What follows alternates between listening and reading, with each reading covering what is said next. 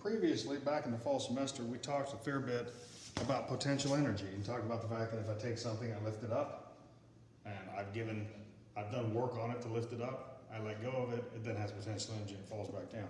That's, of course, gravitational potential energy. We have a similar situation when we're talking about these charges that we've talked about. So if we have a positive charge here, and we have a positive charge here, and quite frankly, they don't like each other, it would take work for me to pull that one over here and place it in that location. And it would then have potential energy. If it was just stationary over there, but I brought it over here, it would have potential energy. It would want to fall back to where it was.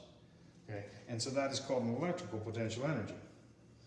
And before, we talked about the fact that work was equal to some force times some distance that we pulled it through. And that's a simplistic look at it. Didn't work for things like springs, etc.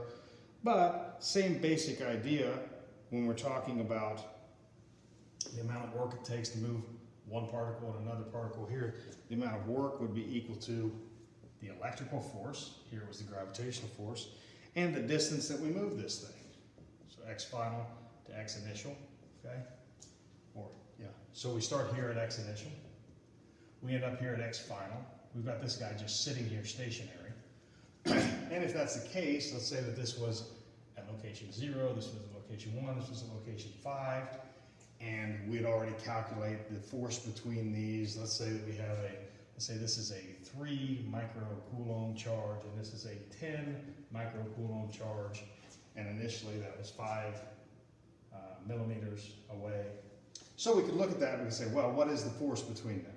The force between them, to start with, would be